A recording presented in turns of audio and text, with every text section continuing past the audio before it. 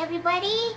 All of you out there who are listening to me, it's time for another story. And this one, I have a fairy tale for you. It's called The Brave Little Tailor. So, it's a tale of ingenuity, adapted by Jennifer Bodart, illustrated by Jeremy To Go. So this might be an interesting story for you.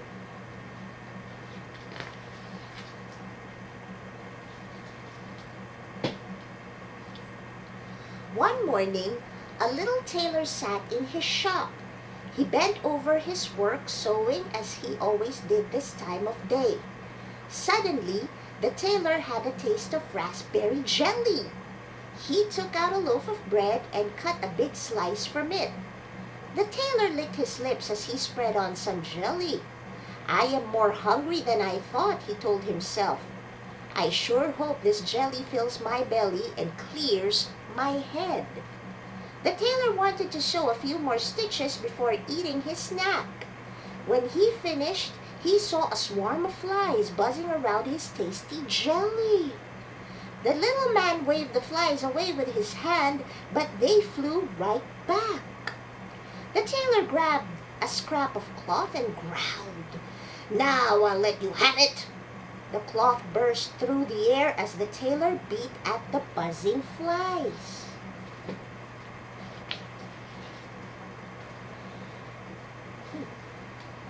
When he lifted the cloth away, 7 flies lay dead on the table. "The whole world should know of my skill," said the tailor. He cut a belt just his size. With his finest thread, he sewed these words, "7 in one blow." The tailor tied the red belt around his waist. "I feel the need for a big adventure," he shouted. The tailor looked for something useful to take with him on his big adventure. All he found was an old piece of cheese. He put it in his pocket as he was locking the door.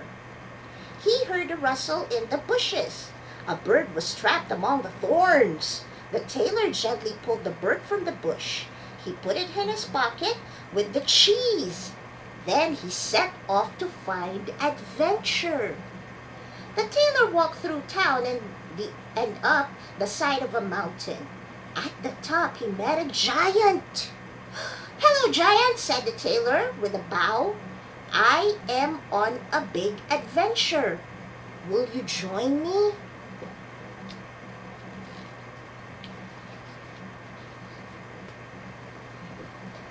"A little man like you on a big adventure?" rumbled the giant. For an answer, the tailor showed the giant his belt. The giant read the words, "7 in one blow." The giant, who was not very smart, thought that the belt meant 7 men, not flies. He found it very hard to believe that this tiny tailor could kill 7 men with one blow. So he decided to test the man's strength. "You must be very strong. Can you do this?" asked the giant. He picked up a stone and squeezed it until the water dripped from the stone. The tailor was obviously not as strong as the giant, but he was much more clever. "Watch this," the little tailor said as he took something from his pocket. The giant thought it was a stone, too, but it was actually the piece of cheese. The tailor squeezed it in his hand until liquid whey dripped from his palm.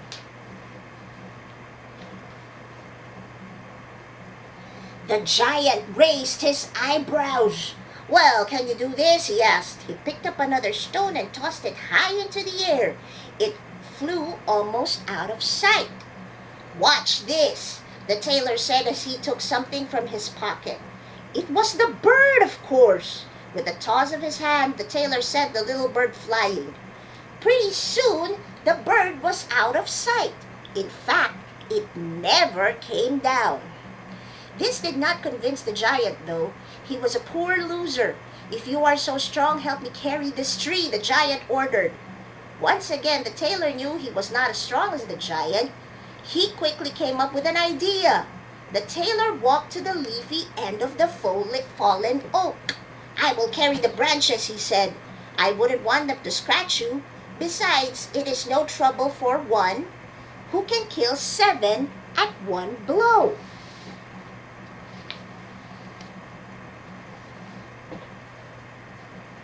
The giant lifted the tree trunk onto his shoulder. He could not see the tailor at the other end. The tailor knew this. He hopped into the branches and let the giant do all the work. When the giant stopped to rest, the tailor jumped out and pretended to be carrying the leafy end of the tree. When the giant looked back at the tailor, he saw that he was not even tired. "Perhaps you would like to come home with me and meet my friends," the giant said with an evil gleam in his eye. "Certainly," the clever tailor replied. The giant took the tailor to his cave. A group of giants sat around a roaring fire. They watched as their friend led the little man into the cave. "You can sleep here," said the giant, pointing to a giant-sized bed. "Even a man who can kill 7 in one blow needs to rest."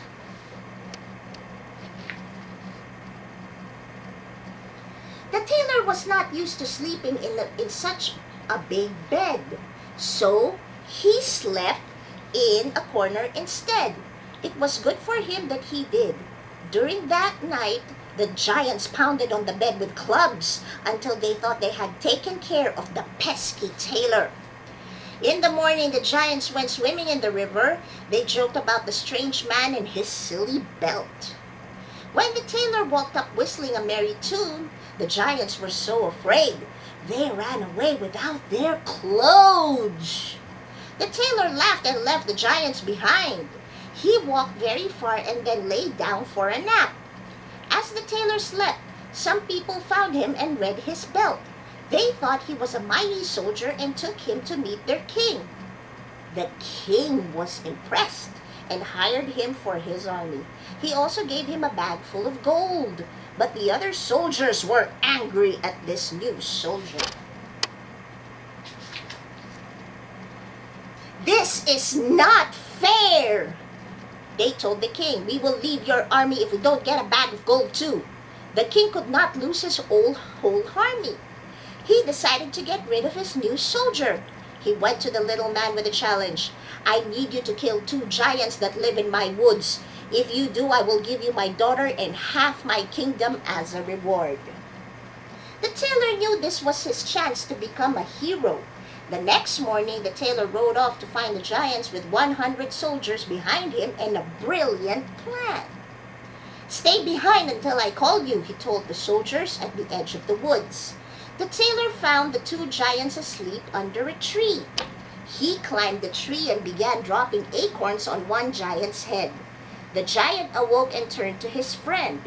"Why did you wake me by thumping my head?" roared the giant.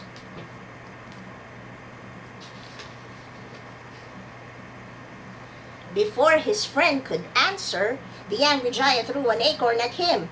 The 2 giants fought each other until both fell dead. The tailor called the king's soldiers to see what he had done. They were amazed. The new soldier had not even a scratch. "The 2 giants are easy. Try 7 in one blow," said the tailor. The king heard about the tailor's great feat, but didn't want to give up his daughter and half his riches yet. He ordered him to catch a unicorn that was scaring the villagers. The king agreed, but only if he could go alone. The king agreed. So off to the woods the tailor went looking for the unicorn. Suddenly the tailor turned to see the unicorn running straight for him. He stood perfectly still just as the unicorn reached him. The tailor jumped out of the way. He had been standing in front of a tree. The unicorn's horn stuck fast into the tree's hard wood.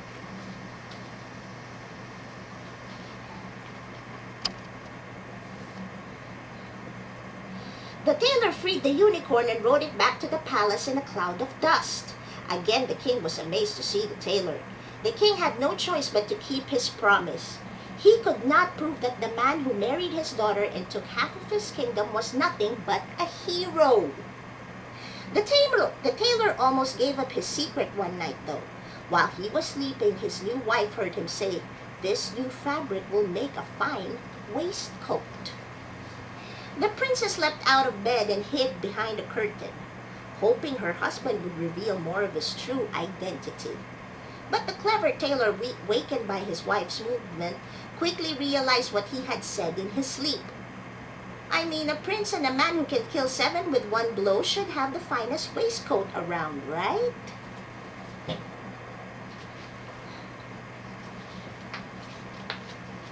The end. So the tailor was not big or strong, but he was clever. The little tailor used his wits to defeat the giants and win the hand of the princess. He knew that the giants weren't very smart and could be easily fooled. He used his brain again to capture the unicorn for the king. He proved that you don't have to be a giant to be a giant-sized hero. Well, that is the moral of the story, and it doesn't matter if you are not a giant.